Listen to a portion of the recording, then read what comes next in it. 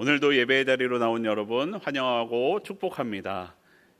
이제 더위도 슬슬 꺾여가고 있는 것 같습니다.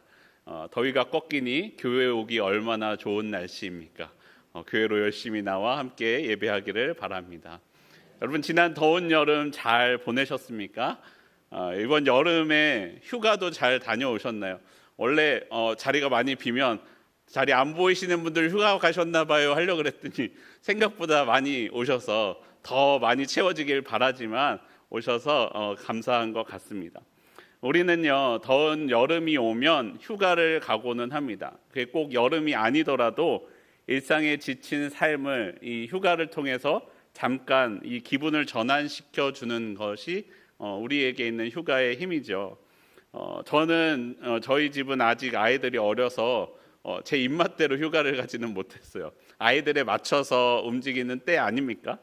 그래서 아이들을 즐겁게 해주기 위해 열심히 다니니까 휴가도 일상 못지않게 힘들게 열심히 잘 놀아주고 왔습니다. 어쩌면 더 힘든 것 같기도 해요. 그런데 그래도 기분 전환은 잘 하고 돌아왔습니다. 여러분, 우리 하나님께 휴가가 있을까요? 하나님은 휴가 안 가시죠. 하나님은 휴일도 없고 휴식도 없으십니다. 2003년에 개봉했던 영화 브루스 올마이티라는 영화에서는 하나님이 이 주인공에게 하나님의 일을 맡기고는 휴가를 가시는 컨셉의 이 영화 내용이 나오죠. 그런데 영화를 보시면요, 하나님이 주인공에게 하나님의 일을 맡기셨지만 가시나요? 안 가세요. 계속 지켜보면서 야, 이럴 땐 이렇게 해야지 힌트를 주시고 찾아와서 조언해 주시고 끊임없이 계속해서 일하시는 모습을 볼 수 있습니다. 사실 하나님은 따로 휴식이 없으십니다. 안식일도 하나님을 위해 지정한 날이 아니라 사람이 안식하라고, 오직 하나님께 예배하고 회복되는 시간을 가지라고 우리에게 주신 날이기도 합니다. 오늘 본문을 보시면요, 그 쉬지도 않으시는 그 하나님이 포도원을 가꾸시는 말씀이 나옵니다. 우리 하나님께서 쉬지도 않으시고 오늘도 변함없이 그 포도원을 가꾸고 계십니다. 우리 하나님이 가꾸시는 그 포도원 가운데 우리가 함께 하기를 바랍니다. 우리는 이사야 말씀을 계속해서 보고 있습니다. 그래서 오늘 본문의 포도원에 대한 말씀을 보니까요, 앞선 이사야 5장에서 포도원의 노래가 나왔던 것 혹시 기억하십니까? 먼저 오늘의 본문에 앞서서 이사야 5장 1절과 2절에 있는 포도원의 노래, 이 말씀을 함께 먼저 읽어보겠습니다. 함께 화면을 보시며 한 목소리로 읽겠습니다. 나는 내가 사랑하는 자를 위하여 노래하되 내가 사랑하는 자의 포도원을 노래하리라. 내가 사랑하는 자에게 포도원이 있음이여 심히 기름진 사내로다. 땅을 파서 돌을 제하고 극상품 포도나무를 심었도다. 그 중에 망대를 세웠고 또 그 안에 술틀을 팠도다. 좋은 포도 맺기를 바랐더니 들포로를 맺었도다. 아멘. 앞에 본문을 보시면은 사랑하는 이의 포도원, 그 극상품 포도나무, 망대를 세우고 술틀을 만드는 것을 보면 아주 기대하고 있는 이 포도원 지기의 마음이 보입니다. 그런데 마지막에 좋은 포도 맺기를 바랐더니 들포도를 맺었다라는 말씀을 합니다. 하나님, 포도원 지기 되신 하나님은 좋은 포도 맺기를 바라시며 극상품 포도나무를 심으셨습니다.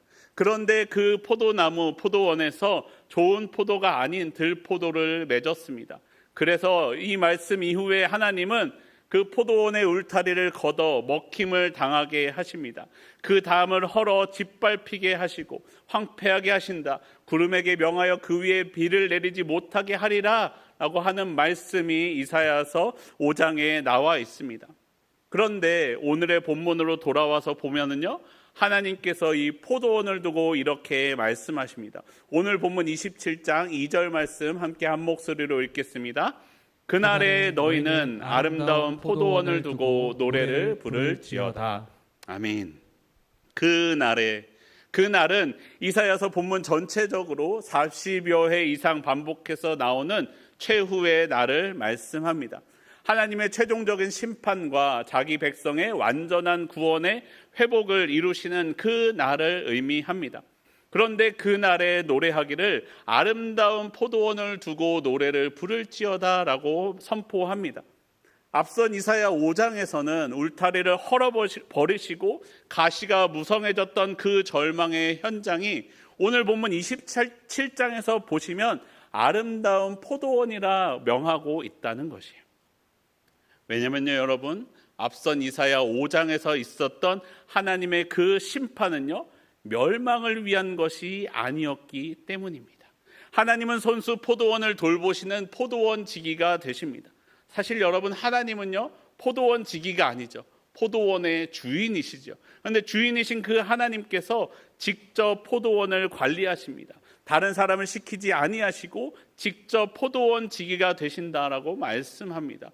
직접 돌보시며 그 헐어버렸던 포도원을 아름다운 포도원으로 가꾸시겠다라고 말씀하고 계시는 것입니다. 사실 때때로 여러분 내 삶을 돌아보면 아름다운 포도원이 아닌 것 같은 때가 많이 있지 않습니까?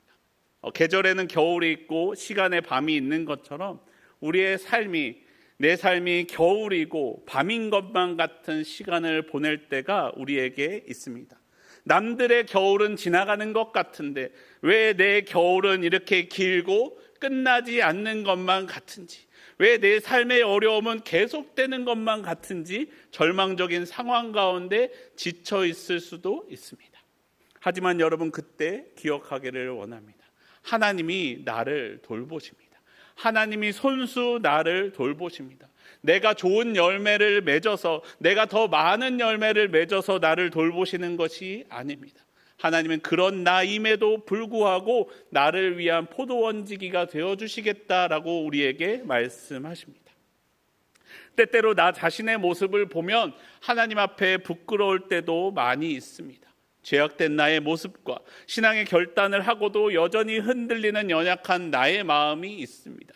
굳건한 믿음을 갖지 못하고 하나님이 아닌 상황을 바라보며 포기하는 나의 모습을 만날 때가 있습니다. 그런데 그런 나를 향하여 하나님을 말씀하십니다. 나는 포도원에 대하여 노함이 없다라고 우리에게 말씀하십니다. 여러분, 우리 하나님은요, 나를 향하여 진노하시는 분이 아니에요. 하나님은 나를 언제나 사랑하십니다. 다만 내 안에 있는 찔레와 가시, 내 안에 있는 이 죄를 미워하시며 그것을 내게서 없애기를 원하십니다. 내 안에 있는 내 이 죄를 밟고 모아 불사르기를 원하신다라는 것이에요. 그래서 하나님은 우리에게 말씀하십니다. 여러분, 5절 말씀인데요, 5절 말씀은 개역개정 본문을 보기보다 세번역 성경을 보시면 그 의미가 더 명확해집니다. 세번역 성경이 이렇게 말씀합니다. 그러나 나의 대적들이 내가 보호하여 주기를 원한다면 나와 화친하여야 할 것이다. 그렇다, 나와 화친하여야 할 것이다. 내게 지금 이 모습이 죄악된 모습이 있다고 할지라도 그 죄악된 모습을 돌이켜 하나님과 화친하기를 청하신다는 거예요. 대적들일지라도 화친하기를 원한다면, 화친한다면 받아주시겠다 말씀하신, 한 번이 아니라 2번 거듭 화해의 자리로 나를 초대하고 계십니다. 사랑하는 여러분, 내 모습이 여전히 황폐한 들포도원처럼 보일지라도, 나는 여전히 연약하고 죄악된 모습 가운데 있다고 할지라도 하나님은 나를 향하여 말씀하십니다. 너는 나의 아름다운 포도원이다. 나는 너를 사랑한다 말씀하십니다. 나의 연약함에도 불구하고 먼저 손을 내밀어 나를 가꾸시는 그 하나님의 품으로 들어가는 저와 여러분의 삶이 되기를 바랍니다.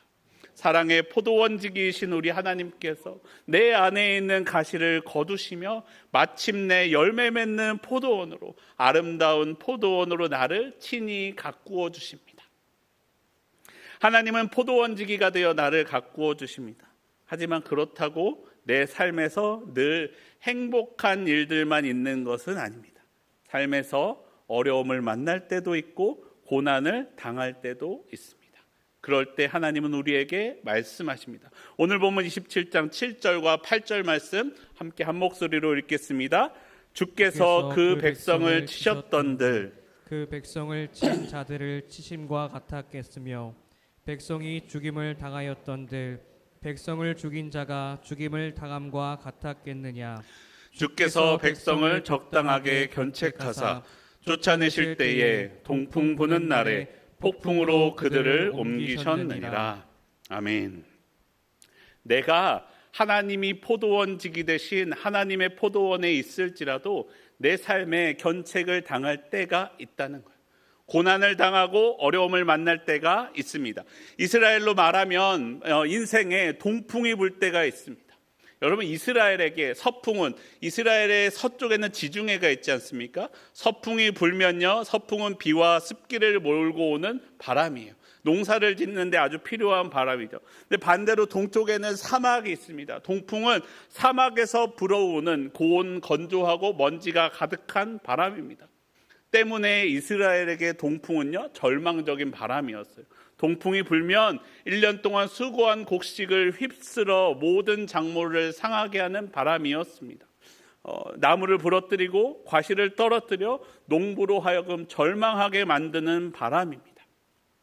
요셉이 해석한 꿈에서도요, 동풍에 말라 비틀어진 7 이삭은 대기근을 의미합니다. 니느웨의 멸망을 바라며 기다리며 앉아 있었던 요나를 가리어 주었던 박넝쿨을 마르게 한 것도 뜨거운 동풍이었습니다. 하지만 여러분, 우리는 기억해야 됩니다. 내게 주어진 동풍은요, 하나님께서 내게 허락하신 일이다라는 것이에요. 내가 만나는 고난은 하나님의 보호하심 아래에 있을 때 내게 주어진 고난이다라는 거예요. 다윗은 시편 23편에서 노래하기를 주의 지팡이와 막대기가 나와 함께하지만 그때 사망의 음침한 골짜기를 지날 때가 있음을 이야기했습니다. 출애굽한 백성들은 하나님의 인도하심을 따라 애굽을 나왔지만 광야를 지나가야만 했습니다. 사도 바울은 하나님의 인도하심을 따라 전도 여행을 떠났지만 때때로 매를 맞기도 하고 감옥에 갇히기도 하였습니다. 하나님을 믿지 않는 사람들은 지금 내게 불어오는 동풍만을 바라보지만 믿음의 사람은 그 바람을 불게 하시는, 그 바람을 불게 허락하신 그 하나님을 보아야만 합니다. 그 너머에서 지금도 역사하고 계시는 하나님을 보아야 합니다. 오늘 보면 27장 9절에 이렇게 말씀합니다. 야곱의 불의가 속함을 얻으며 그의 죄 없이 함을 받은 결과는 이로 말미암나니 곧 그가 제단의 모든 돌들을 부서진 횃돌 같게 하며 아세라와 태양상이 다시 서지 못하게 함에 있는 것이라. 아멘. 하나님은 그 동풍을 통하여서 포도나무를 괴롭게 하려는 것이 아닙니다. 오히려 그 동풍 가운데 불의가 속함을 얻게 하고 아세라와 태양상이 다시 서지 못하게 하는 것, 그것에 하나님의 동풍의 목적이 있습니다. 여러분, 성경의 다른 본문을 보아도요, 그렇습니다. 동풍은 괴롭게 하는 바람이기도 하지만 동풍은 하나님의 직접적인 개입의 역사하심으로 나타나기도 합니다. 애굽을 절망하게 만들었던 메뚜기 떼를 몰고 온 것도 동풍이었어요. 홍해를 건널 때 홍해를 갈라 홍해를 마르게 한 바람도 동풍이었습니다. 하나님은 하나님의 역사의 동풍을 이스라엘을 향하여 불게 하신 것이 아니라 그 동풍을 불게 하사 우리 안에 있었던 죄악된 모습, 우상 숭배하는 그 모습을 향하여 불게 하사 그 모든 죄악을 말리게 하시겠다라고 말씀하고 계신 것입니다. 요즘 아이들에게도 이렇게 가르치는지는 모르겠지만 제가 어렸을 때 우리나라의 좋은 점, 우리나라의 장점에 대해서 이야기할 때 사계절이 뚜렷하다라는 것을 장점으로 배웠습니다. 여러분도 그렇게 배우셨죠? 근데 여러분, 조금 크면서 이게 이상했어요. 사계절에 있는 게 장점입니까? 사계절이 있어서 우리는 겨울옷도 사야 되고 여름옷도 사야 되고, 겨울엔 춥고 여름엔 덥고, 얼마나 안 좋습니까? 우리나라 여름은 보통 여름이며 겨울이 보통 겨울입니까? 우리나라에 와서 사는 여름은 아프리카 사람들도 더워하는 여름이고, 겨울은 러시아 사람도 추워하는 겨울이 우리나라 겨울이죠. 그래서 여러분, 우리나라 날씨가 어찌나 이 변화무쌍한지 K-팝 데몬 헌터스라고 유명한 영화 있지 않습니까? 거기 보시면 한 장면이 나오는데요. 화면을 보시면 뭔가 이상한 장면이 있습니다. 보이시나요? 잘 모르시겠죠? 가운데 보시면요, 가운데 사람은 패딩을 입고 있어요. 오른쪽 사람은 후드티, 긴팔 후드티를 입고 있는데 왼쪽 사람은 반팔티를 입고 있어요. 패딩과 후드티와 반팔, 여름과 겨울과 가을이 한 화면에 나오고 있습니다. 외국인들은 이걸 보면서 야, 이거 고증 오류다, 이거 뭔가 잘못했다라고 하지만 우리나라는 이런 계절이 있지 않습니까? 이 여름에서 겨울로 넘어가는 때나 아니면 반대로 겨울에서 여름이 되는 때의 어느 순간은 이런 장면들을 만나기도 합니다. 이런 날씨 가운데 우리가 살고 있어요. 그럼 이럴 때 하나님께 이야기하죠. 도대체 하나님은 왜 우리나라 날씨를 이 모양으로 만드셨습니까? 그런데 여러분, 우리의 이런 날씨가 있기 때문에 우리나라가 오히려 보호받고 있는 것 알고 계십니까? 바로 우리나라에 들어오는 생태계 교란종들인데요. 이 외국에서는 강력한 생태계 교란종인데 이게 우리나라만 들어왔다 하면 힘을 못 쓰는 것들이 있어요. 왜냐하면 추운 지역에 적응된 생물은 여름을 견디지 못하고 더운 지역에 적응된 생물은 겨울을 견디지 못합니다. 그러니까 이 들어와서 우리나라에서 살아남지를 못하는 거예요. 예를 들어서 불의옥잠이 있습니다. 불의옥잠 아시죠? 이렇게 공기 부층 들어있는 물에 떠있는 생물 있지 않습니까? 이것이 외국의 따뜻한 나라에서는요, 너무 많이 자라서 물을 다 뒤덮어서 이 물의 빛과 산소를 차단해버려서 이것을 늘 수동적으로 거두어들이지 않으면 안 되는 최악의 식물로 분류됩니다. 근데 우리나라는 어떻게 합니까? 불의옥잠은 수질정화 식물이다. 더욱더 많이 뿌려라 라고 합니다. 왜요? 이게 아무리 많이 뿌려져도 겨울이 되면 싹 다 죽기 때문에 우리나라에선 전혀 걱정하지 않습니다. 여러분, 이처럼 우리 가운데 주어지는 이 겨울이요, 겨울과 같은 동풍이 영적으로 보면요, 나를 보호하시는, 나를 깨끗하게 하시는 하나님의 장치다라는 것이에요. 하나님이 내 인생에 허락하신 동풍은요, 나를 괴롭게 하기 위한 것이 아닙니다. 궁극적으로는 나의 정결과 나의 회복과 나를 일으키시기 위한 포도원지기 되신 우리 하나님의 사랑이다라는 것이에요. 하나님이 허락하신 나의 영적인 성장을 위한 가지치기와 같은 아픔이다라는 것이에요. 하나님의 시험은 사람의 괴로움과 사람을 탈락시키기 위한 것에 목적이 있지 않습니다. 내 안에 하나님이 아닌 것을 쫓아내는 마음, 하나님이 아닌 것을 쫓아가는 그 마음을 무너뜨리기 위한 하나님의 시험입니다. 나를 온전히 하나님만 바라보게 하시기 위함입니다. 나의 죄를 사하시기 위한 하나님의 징계이죠. 그 징계는 나를 무너뜨리지 않고 대적을 쫓아낼 만큼 적당하게 나에게 불어온다라고 말씀합니다. 내가 때때로 넘어질 때도요, 나는 넘어져도 하나님이 나를 찾으십니다. 오늘 본문 27장 12절에 이렇게 말씀합니다. 너희 이스라엘 자손들아, 그날의 여호와께서 창이라는 하스에서부터 애굽 시내까지 과실을 떠는 것 같이 너희를 하나하나 모으시리라. 아멘. 과실을 따는 주인 되신 우리 하나님은요, 단 하나의 과일도 놓치지 않으십니다. 우리 한 사람 한 사람이 어디에 있든지 쫓아와서 하나하나 모으신다 말씀하십니다.